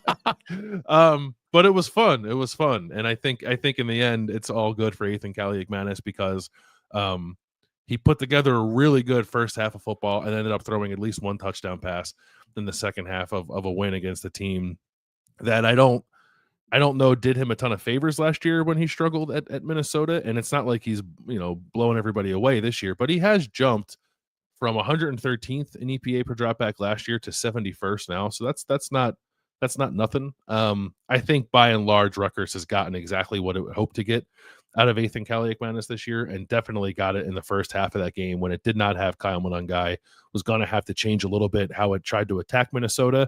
Played good defense, obviously, to win that game too, but I thought got an excellent, really like red hot start from its transfer quarterback to put Minnesota into a hole that it couldn't get out of in that game. So good game from him. And it felt like again, he's a starter at Minnesota last year, transfers to Rutgers. That mattered. Like, is that one of those where, like, after the game, Rutgers was like, yeah, we wanted to win this for our guy against his old team? Yeah, man, I actually didn't go and check the post-game comments, but I'm sure that it did. How could it not, right? So, yeah. And there's so much familiarity between those two programs anyway. So, as you said, you covered that on Thursday. That was really interesting. It had to matter tremendously, I would think. But, like, sometimes Ethan Kaliakmanis throws the ball. You're like, is this guy going to play in the NFL? And other times he throws the ball. It's like, no, he will not be playing in the NFL. Yeah. Okay. Guy that blew my mind is Kai Robichaux from Boston College. And I maybe should have made this a double whammy because it was the way Boston College just ran all over Syracuse, and Jordan McDonald was also a part of that. Kai Robichaux, 28 carries, 198 yards, and 2 touchdowns. Jordan McDonald, 15 carries, 133 yards, and 1 touchdown. In a win over Syracuse, Boston College ran it 49 times, called 49 runs, and had 15 dropbacks. They ran for 313 yards and threw for 65. Thomas Castellanos, the starting quarterback, had to leave this game. Grayson James had to come in and kind of keep things going. They hit a stretch in the middle of the game where they had 3 straight touchdown drives. They had 25 plays on those 3 touchdown drives combined, 19 runs and 6 passes. And Syracuse was hanging in at such a contrast in styles because Syracuse is completely opposite. We'll talk about that with Syracuse in a little bit. Syracuse is just chucking it everywhere. Syracuse went up 21-14. And then there was a 12-play touchdown drive for Boston College to like immediately answer it. And every time that got pushed, they just absolutely ran it down Syracuse's throat. And it was such a statement game from BC. Donovan Ezeraku, our guy who's been on Kings of the North, one of the best edge rushers in the country, had 2 sacks that really mattered in this game, including one of the funniest plays of the weekend where he sort of strip sacked Kyle McCord. The ball came out and he reached down to pick it up, and instead of picking it up, he kicked it through the back of the end zone. So he had set himself up for a scoop and score, and instead it was a safety, but it was still a really important, that safety put them ahead, and then they went on and won the game. So this is just, it was such a contrast in styles. It was a really fun game. I don't know if it was a great game, but it was a fun game. Boston College hit a 4th and 1 touchdown pass to the fullback where they leaked the fullback out from like a jumbo set and got him wide open in the end zone because they had established the run so much. So Kai Robichaux is just a guy that we've talked about a decent amount on this show. He's a really good back. He's battled injuries all year. Coming into the game, he had 78 carries for 273 yards. And in this game, he had 28 carries for 198. So like Kai Robichaux showed you who he was, but they also had a second back ready because if you're going to run it 50 times, you can't give it to one guy 50 times. And then Jordan McDonald was absolutely right there. And they had a couple, like Jordan McDonald had a touchdown drive that was all him, where Kai Robichaux could get his breath. And then like it was just a 2-headed monster attack. Awesome by Boston College. Huge win. I've been waiting for BC to run the ball all year, so I'm glad. You have been asking. I'm glad they did it. This was another upside down win, by the way. It was by the the second most success rate. upside down win. Yeah. That Syracuse is more efficient, but again, they hit a lot of big, like they were popping stuff, right? It's like Kai Robichaux, like his first touchdown run is a little 3rd and 2, gets through a hole on the right side, and then just pops it to the edge for like a 30-yard touchdown run. And it's like, oh, that's like nice 3rd and 2 conversions. Like, no, it's not. It's a touchdown. So Kai Robichaux, the offensive line really took care of business, but he was very additive.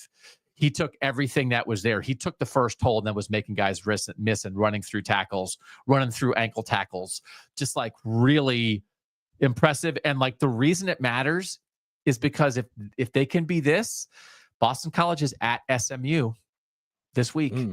Like it could matter. How do you slow down? How do you avoid getting blitzed at SMU the way Pitt did the other week? Line up and try to run it down their throats. I'm not saying it's going to happen, but at least it's a formula. And they put it on tape this week, brother. So I'm on a little bit of alert for that. Can we make that one a holy war too? BC Catholics. SMU? Oh yeah. BC, the Catholics versus the Methodists. Yeah. Oh, that's good. Holy War Light. Yeah. Yeah. Holy War Light. Oh yeah. Thank you, ACC. Who thought? Who knew what the ACC and the conference realignment was recreating for us? So anyway, really nice by Kai Robichaux. All right, we got to pick it up a little bit because, man, we just had a lot. Don't we have a lot to talk about, Landis? But we got to go a little bit faster. Yeah. Quicker categories. Team with a question. All right, I want to drill down for like 40 minutes on this. My question for Pitt is, and it's my team with a question is, the question is what happened? Because they got hosed. This was the hosing game. Yeah. Much more than Utah. Pitt got a stop late in the game with 6 minutes left. We had this on, and I was not keeping track of this as we were doing the show Saturday night. They got a 4th and 1 stop with 6 minutes left, where the field judge or the line judge, right? Who's the guy who lines up and runs in from the side where you got stopped? They ran the play. Virginia ran a sneak ran a sneak and got stopped clearly a half yard short. Nobody would have argued that. And the officials came on. The referee said the play didn't count because the officials weren't ready. Because Virginia ran the play while the guy was sort of like the guy who's like, okay, you're good to go, was sort of like almost still had his hand on the quarterback's back. But it's Virginia's fault for going too quick. And they went too quick and got stopped and got to do it over. And Pat Narduzzi after the game said they got 5 downs, and he was completely right. And so they got absolutely hosed. I don't know what the mechanics of that are supposed to be, but then there should be a rule change that if you go too fast as an offense, either A, you're penalized for going before you're supposed to go, or if you're successful on the play, it's a do-over. But if you're not successful, it stands. And the defense gets to decide whether the too fast play should count or not. Absolutely freaking hosed. And I'm sitting here Saturday night saying, like, man, this is not good by Pitt. Pitt got absolutely screwed. So instead of getting the ball back down 2 with 6 minutes left, Virginia continued, kicked a field goal, and Pitt got the ball back down 5 with 2 minutes left. And the other part of this game is Eli Holstein, their starting quarterback, ran on a scramble, slid, and it wasn't like a last-minute slide. It was a pretty decent slide, got targeted, got hit in the head, and had to leave the game. So targeting by Virginia, and the guy got ejected, but it knocked out the starting quarterback for Pitt. So while they're trying to complete the comeback, they have Nate Yarnell, the backup quarterback in, who, by the way, led a scoring drive with the great scramble. They were really fighting. Pitt fought their butts off, and they scored and went for 2 to tie it, and they completed it, and they called a hold on the left tackle. It's Ryan Baer, the right tackle, has had to move to left tackle because Branson Taylor, their really good left tackle, is hurt. And like Narduzzi said, it's just a move where, like, as an offensive lineman, you kind of engage a guy and bring your arms down. And he just did like an offensive lineman move, and they called a hold that wiped out the 2-pointer. So instead of being tied, they're down 2. Pitt got hosed. Pitt got hosed. Pitt got hosed. And their AD's new, so he couldn't come in and yell in the post-game news conference because he's been there for like 2 weeks. I didn't realize it in the moment how hosed they got. And Nardog did not go nuts, but he was not happy. He kept saying, we have iPads. We have iPads. And he got asked, like, what do you mean by we have iPads? And he said, we can see it. Like, I'm not standing up here saying, like, I'm not sure what happened. He's like, we can see it. I know exactly what happened. And there are a bunch of calls that went against Pitt that shouldn't have. So that's my question. What happened? My answer is they got hosed. Yeah. Shout out to Pat mad. Narduzzi for now telling us that anytime a coach says I got to watch the tape immediately after the game is just lying. No, they did. They did get hosed. I have a thing that is it's totally unrelated to any of this, but I feel like we need to talk about it. Yeah. And it would take us back to the cram portion of the show, if that's okay. Oh, we can always go back to cram. There's always time for extra cramming. I apologize for inserting this into a show that we've already gone long on, but I didn't know this, that after the game, Georgia safety Jake Pope was videotaped celebrating with Ole Miss fans. Like, they're all like jumping down, and like he's jumping up and down with them as he's walking off the field, because they were like high school friends of his who go to Ole Miss. So a Georgia player is like in the mass of Ole Miss people, at least it looks like he's celebrating with them after the game. And Kirby Smart was asked about it today, and he called his player an idiot. He said, "What an idiot, just stupid. I didn't see it until today." He's embarrassed about it. He's upset about it. That's obviously a childhood friend of his. They grew up together and played at Buford. Hadn't seen them in forever, but it's not real smart. But to be honest, I don't have time to waste energy on that. My focus is on Tennessee, and I'm not real worried about it, other than calling his player an idiot and stupid. Because what? Because that Georgia guy shoved an Ole Miss fan? Is that what you said? No. He shoved him? He didn't shove him. No. Oh, because calling somebody an idiot sounds like something. If you call your player an idiot, it's probably after he did something like shove somebody. Correct. That's what I assumed you were talking about. It wasn't shoving. What was he doing? What did he do that was so egregious? It must be something much worse than shoving a person. He did what? Did he jumped? He jumped with him? He jumped with old friends. Jumped with old friends. Yeah. Intolerable. Grit. What an idiot. I don't like Kirby. By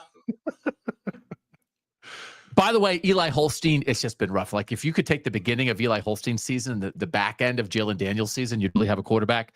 First 6 weeks, Eli Holstein, number 4, and it still wasn't great because he was still like throwing some balls, but he was number 49 in the Power 4 quarterback rankings, which again is not great, but decent. 15 touchdowns, 3 interceptions. That's through the first 6 weeks and 5 games. Since then, the last 5 weeks, he is 2 touchdowns, 3 interceptions, and he's ranked number 70th among quarterbacks. So he was at 15 touchdowns, 3 picks. Now he's at 2 touchdowns, 3 picks in the second half of the year. Like, it's not happening. Yards per attempt went from 9.2 in the first half of the year to 5.4 in the second half of the year. Completion percentage 66% to 56%. So even like Nate Yarnell came in, like Eli Holstein's just not playing nearly as well. And Pat Narduzzi was asked about, he's like, we're playing better defenses. So I feel like there's like a real line in the sand where like they went to North Carolina and had a nice win. And then like Cal, that 17-15 game where Pitt managed to win against Cal figured something out, or maybe it was just regression to the mean. But like the Pitt offense is really struggling right now. But also they got hosed. All right, team with a question is Purdue for you. Yeah, the question is, do you have the means and the stomach to fire Ryan Walters? Oh, what a question! You are not holding back on the questions. Wow. I think we're done. You would. Yeah, I would. You would. I would. The buyout's $9.4 million, courtesy of our pal Nathan Baird, who reported that like a month ago when this question I think was like they knew there was going to be some SEO on what's Ryan Walters' buyout. So Nathan wrote a very detailed and informative article about not only his buyout but also the entire coaching staff, which I think their contracts run out after this year too. And they'd also be off the hook for was it Graham Harrell his money too, because his contract status was tied to Ryan Walters. So they don't have to pay his buyout if Ryan Walters gets fired. I just like it's not I don't know that you fire the head coach at Purdue for losing to Ohio State, right? But I thought that turning down the opportunity to play for touchdowns twice in that game and just playing to not get shut out was not a great look for Ryan Walters, who's now orchestrating the Purdue offense. And they're just in a bad spot. They're going to get their doors blown off in the bucket game at the end of the year by Indiana, no matter what happens with Indiana. Kurt Cignetti can't wait. Cignetti's going to put 100 points on that team if he can do it, and more power to him if he does.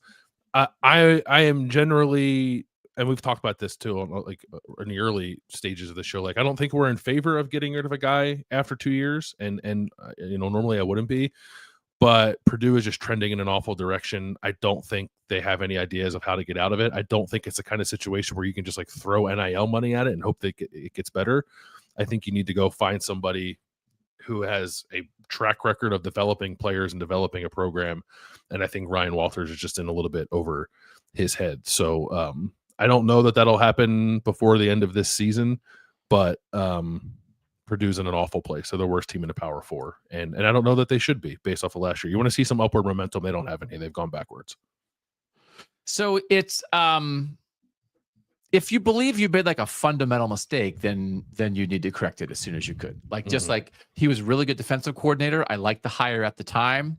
It's a tough spot for Purdue. You're not hiring somebody into a losing situation.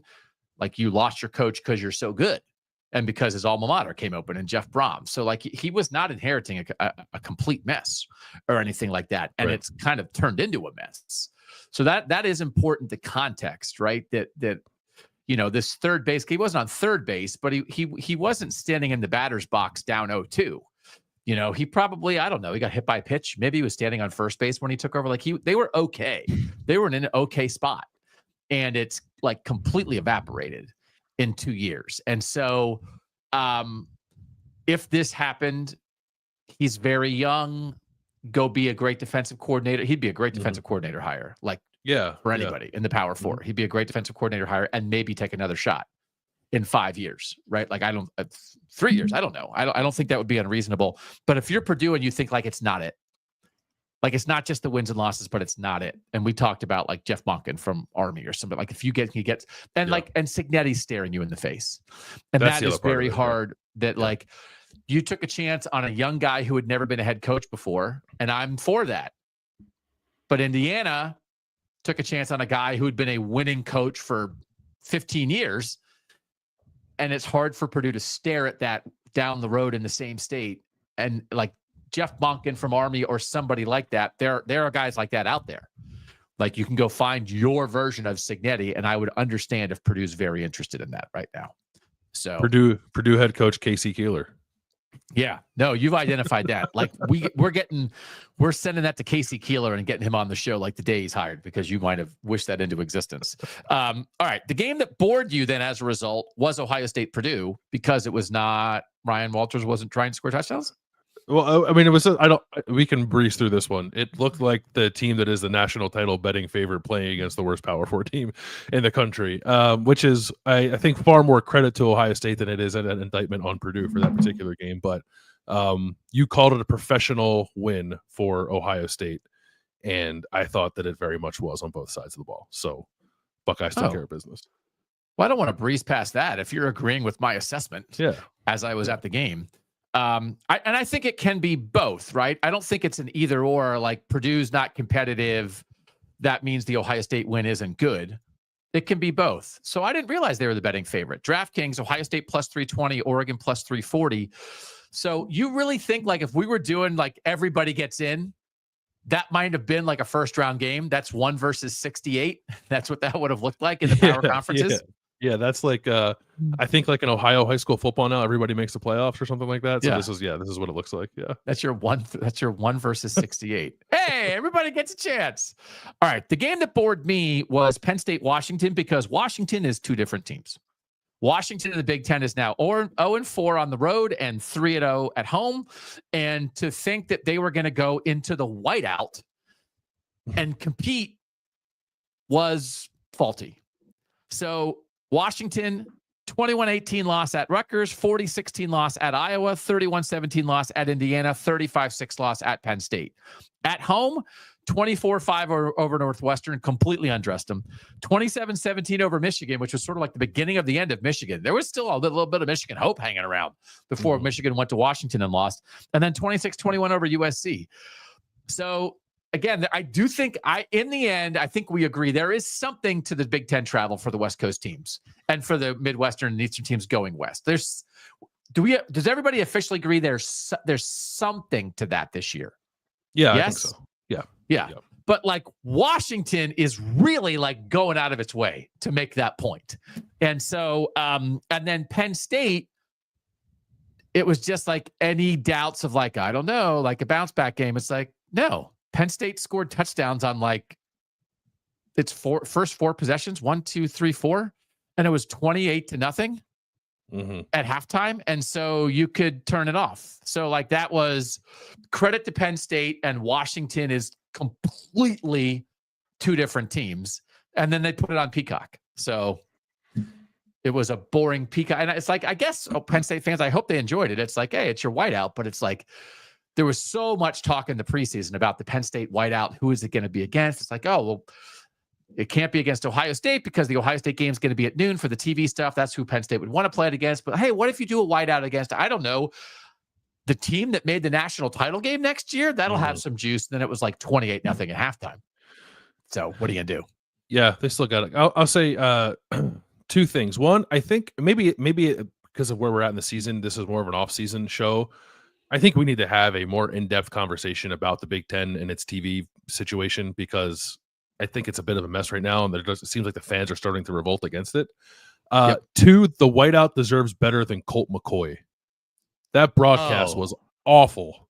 Like, to even put it on Peacock in the first place was bad, but when like Colt McCoy is sitting there not knowing how to call a game and like the energy just like in the broadcast is just way off. And I have decided that Colt McCoy reminds me of Jason Bateman's character from Dodgeball. You've seen Dodgeball, right? Yeah. Where like Gary, is it Michael? Was it Gary Cole? It's Gary Cole, right? Is like Gary the play-by-play guy. Cole. And he says like, the guy like drops the ball and he says like he's ballless, and the other guy goes, he doesn't have any balls, Kyle, and he just like repeats the thing that the guy says before him, but like in a different way. That's who Colt McCoy is. And that's what we had to watch during the whiteout game against Washington on Peacock. Yeah. So I like we will do. I mean, I was in a car a little bit over the weekend and was just like, when I get in the car, it really is an amazing thing when you let your brain settle. I get ideas. I was like mapping out entire off-season months for us of like what we're going to do and how we're going to do this. But TV runs the sport, but it really matters to your enjoyment of the game beyond like how much money you get from it. So what time are the kickoffs and who's calling the game are hugely important things to fans. Yeah. So I am here to absolutely get knee deep in that stuff in February. This also is on the heels of Gus Johnson like whispering his way through an Ohio State defensive touchdown against Purdue because he just seemed incredibly bored to be calling another Ohio State noon game. And also it was announced 30 minutes ago that Ohio State Indiana is going to be a noon kickoff on Fox. So like we got to do something. Like there has to be a meeting of the minds here to figure this out. Yeah. And I'd love to get some announcers on. We can get Colt McCoy on and tell them like, you need to be better, bro. Yeah, and then like, I do need to be. And they'll say, I do need to be better, bro. Yeah, that'll be the entire interview. I know. Well, you're not very good at this. Yeah, I know. I'm not very good at this. Yeah. Okay. I would go on a podcast. What if we got invited on podcast and the podcast host was like, you guys are not very good at this. I guess we just have to take it, right? You put yourself out there. Out there. We criticize people. You have to be there for it. All right. We're behind. When we come back, last couple categories in our top 11.5 rankings next on Kings of the North.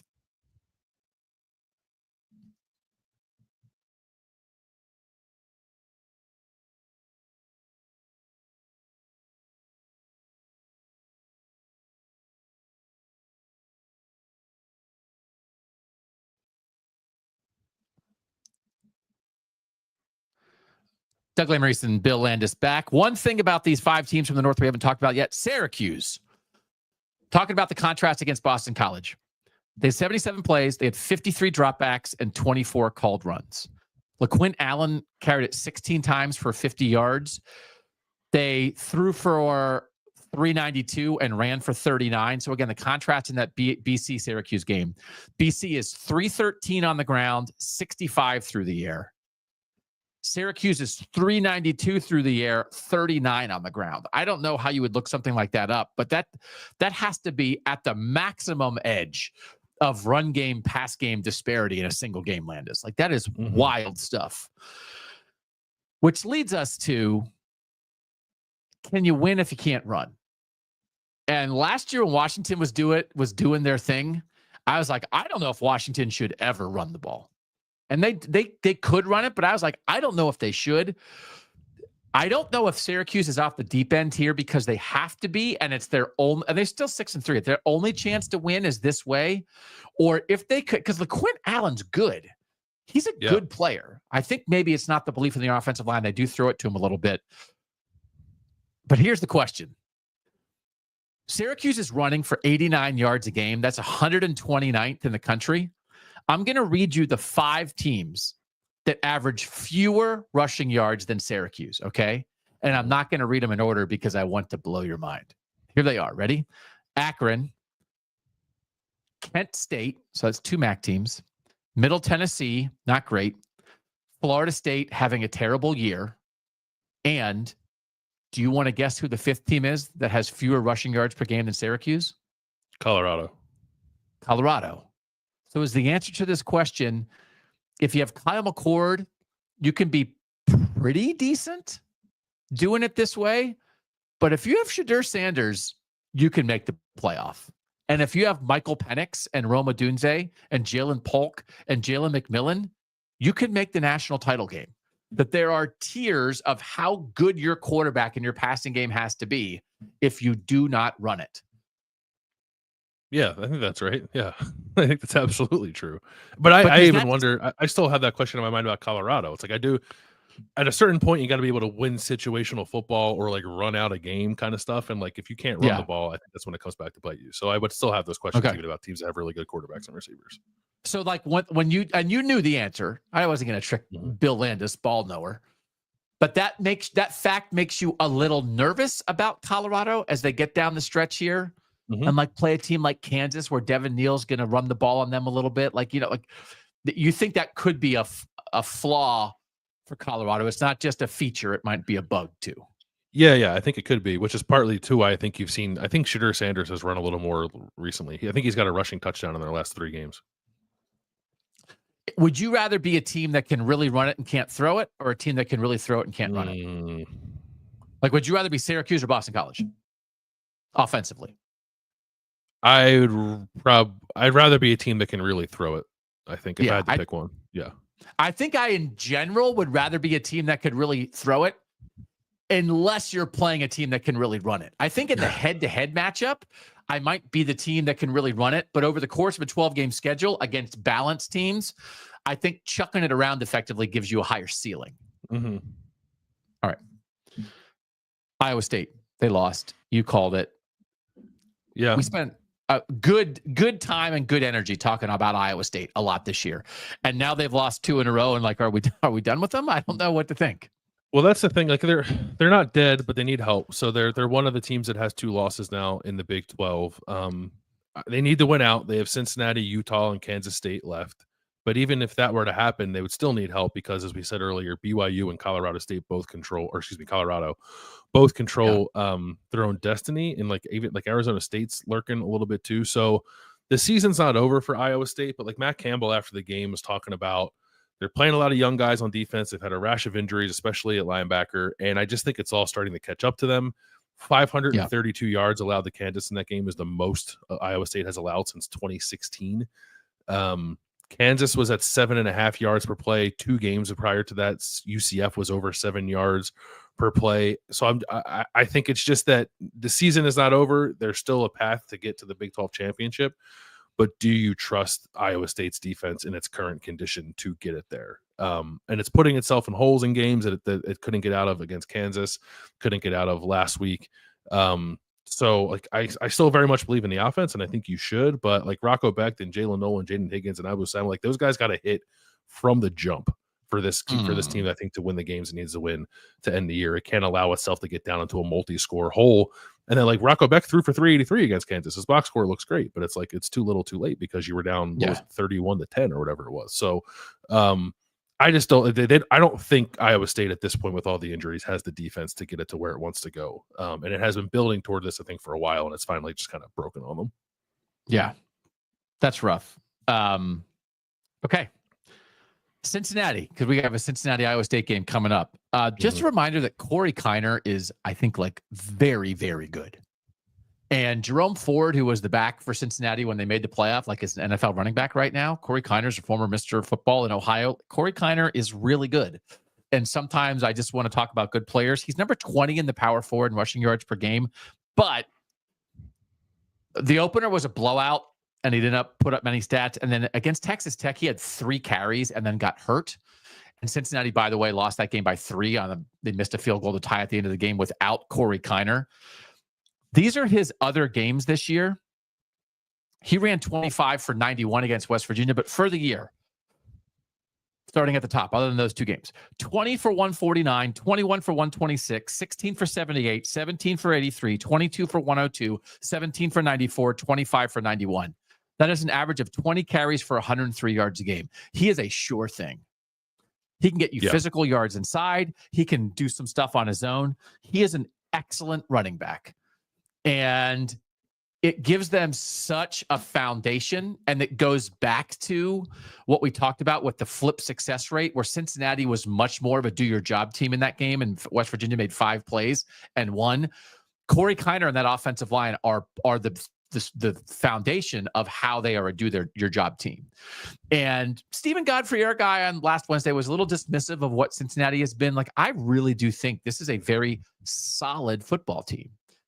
And I don't know, right? I mean, they can throw it a little bit, and Sorsby will make some plays, and like Dante Corleone could be a game record defensively, but they really do their job. And I do like they still need to get a win for bowl eligibility, but I just want to shout out like a back who's maybe not flashy or spectacular, but you feel like you can hand him the ball and he's going to get you 4 or 5 yards a good amount of the time. And that is a great place to start an offense.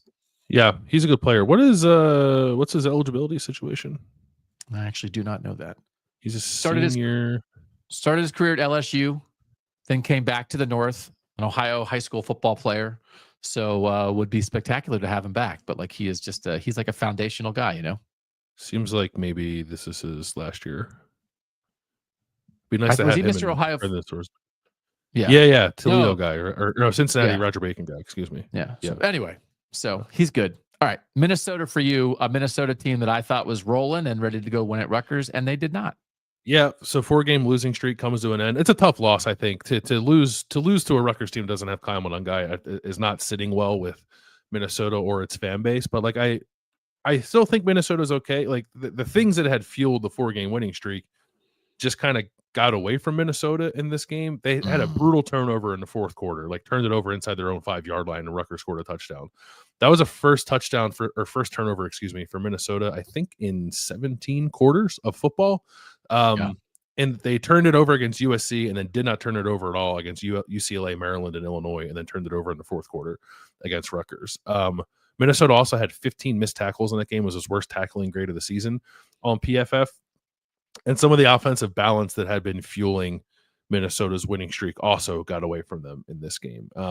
35 rushing yards for Minnesota. I think the offensive line had a pretty bad day against Rutgers. So, Minnesota's 6-4. Like, it already has its bowl eligibility. It has 2 games left. Like, I still think Minnesota's a team that, if it comes right, can give Penn State a little bit of an issue in Minneapolis late in the year. Maybe you get some weather there. Like, I don't know that that's necessarily like a 100% gimme for Penn State. And then it plays Wisconsin at the end of the year. So it could lose both those games. It could finish 6-6, which would be a pretty tough way to end the year. But I still think 7-5 feels likely for a Minnesota team that had lower expectations than that coming into the year. So I think it's still a good season. It's a nice bounce back from last year. This was just a tough loss because it was your favorite on the road in the Big Ten against a team playing without its best player, and you don't find a way to win. And you lose to the quarterback who you let walk last year. So not a great spot. Yeah, and they're off this week. Minnesota off this week. Yeah. All right, Maryland. We know how good Ty Felton is. I mean, they just targeted him like crazy still against Oregon. Caden Prather's also really good. But Octavian Smith, their 3rd receiver, impressed me in that game. He had a really nice contested catch for a touchdown against USC a couple weeks ago. But he ran like a really sharp route for a touchdown against Oregon in this game. I actually got confused for a second and thought it was Ty Felton. He had another like really nice route in a 3rd down conversion. And it's just like they just do a good job at developing receivers at Maryland. So like Ty Felton leads the nation in everything. Like he's targeted more. He has more catches than anybody. But Octavian Smith, the first 6 games had 10 catches for 108 yards. The last 3 games, he has 17 catches for 181 yards, including 2 touchdowns. So it's just like it's a 4th-year guy. It's not like a freshman on the scene. He's just been sort of like there during this run of receivers, waiting for his turn. and he's really developing. And Mike Loxley was talking about the idea of like he sort of sees him coming around the way that like Ty felt like really kind of figured it out. And Octavian Smith maybe is figuring it out, and maybe he has a chance to come back. And I don't know. Just like it's just I appreciate guys who it doesn't happen for them right away, and then they keep plugging away, and then they make an impact. And I thought he played a really good game against Oregon. And again, Oregon got a little grabby in the secondary. Oregon's really good at almost everything. And so the fact that Maryland, Billy Edwards, is not perfect, but he'll fight for stuff. And that receiving core is real. And they really have been for much of the year too. But now it's 3 deep, which makes me think, maybe Maryland has a chance to still get one more win here before the end of the year. All right. Top 11.5 rankings. We do it every week. We're chill about it, though. We're chill. The playoff rankings are out now. So, this isn't a screaming segment, which is why we put it last this week. But what's your list? So I have Oregon and Ohio State at the top. I think that is, I don't know, maybe I moved Ohio State. I can't remember. Anyway, I have Oregon, Ohio State, Indiana moves up to 3rd for me, Tennessee 4, Texas 5, Penn State 6. I'm a little interested in the Tennessee-Texas conversation when people are ranking SEC teams, why Texas is ahead of Tennessee. I have BYU 7, Notre Dame 8, Alabama 9, Ole Miss 10, SMU 11, and then in the 11.5 spot, I have your Colorado Buffaloes, who are, once again, on the path to a Big 12 championship berth if they handle their business. Yeah. So that 11.5 spot, we kind of like to reserve for a team that it maybe is not necessarily a 12th team, but it's a team you're keeping your eye on. There's a scrappy little team from the South that I just think they might be underrating them. They've got a couple losses, but don't give up on them. In my 11.5 spot, I don't know if you've heard of these guys. Georgia Bulldogs. Dogs. I don't know, man. Dog mentality. I mean, that's to be the 11.5 best team in the country. We're 11.5. How about that, Kirby? Put that on your wall, brother. The rest of it is very similar. I do have BYU 4th. So I have North in the top 5. Oregon, Ohio State, Indiana, BYU, Penn State, my top 5, because the South can cram it. Tennessee, Texas, Ole Miss, Alabama, Notre Dame, SMU. So we have the same top 11 that we agree on. There is just a difficult Ole Miss, Alabama, Georgia, Tech, kind of stack of things where Ole Miss and Alabama both beat Georgia and they all have 2 losses. So they've got to there's just some hairy stuff there. But the thing that again, aggravates me, and I'm a little I just have all the good Northern teams above the muck. They're just above the muck. Tennessee lost to Arkansas. Texas does not really have a good win. Ole Miss, Alabama, and Georgia all have 2 losses. So I'm just curious. I have BYU 4th, above all that muck. I get it. I watched the game, but still they have 2 top 25 wins, and they've played some nobody's gotten them. Why shouldn't BYU be above the muck? Why should it not be the 5 best teams, the 5 highest ranked teams in the country are 5 Northern teams? There's an argument for it. I think it's I think how you play has to matter. And I'm not saying that every team you put below, but I'm not saying all those other teams have been playing great, because they haven't. They've lost. But I think if you wanted to not quite have BYU in the top 5 because there have been some nail biters there, I think that's also fair. And I do think, this is the very difficult conversation that we'll continue to have. Tennessee was boosted this week because Alabama went in and boat raced LSU. So now the Tennessee win over Alabama looks better, but was Alabama destroying LSU? Was that because Alabama is unstoppable, or is it because Brian Kelly laid an egg at home when his season was on the line? Yeah. So often with the South, when things happen, it is an assumption of greatness by the winner. So now we're boosting Tennessee because Brian Kelly's bad at his job. That's the part of this stuff that, because they still lost to Arkansas, and you look at Tennessee week to week, you talk about people are I can't believe Oregon only won by 21 against Maryland. Go look at Tennessee's scores. Tennessee wins by 9 every week against mediocre SEC teams. So again, that's the kind of thing of the reciprocal boosting. I just don't know that it's true. I don't know how real it is. And then again, when you start going through Texas, and people have been making this point more and more, they didn't put their best foot forward against Georgia. in their loss. But like, what else impresses you? Like, where is Texas's impressive win? I absolutely think BYU has 2 better wins than Texas. So like, again, like I almost think that's indisputable. That's fair. So. Yeah, I'm low. I have BYU low. I have no issue putting Indiana ahead of BYU, even though Indiana doesn't have any ranked wins and BYU has 2. But I probably should not have BYU behind those 1-loss teams. So again, like BYU's 7th in the AP poll. Like everybody has BYU behind those teams, So it's like,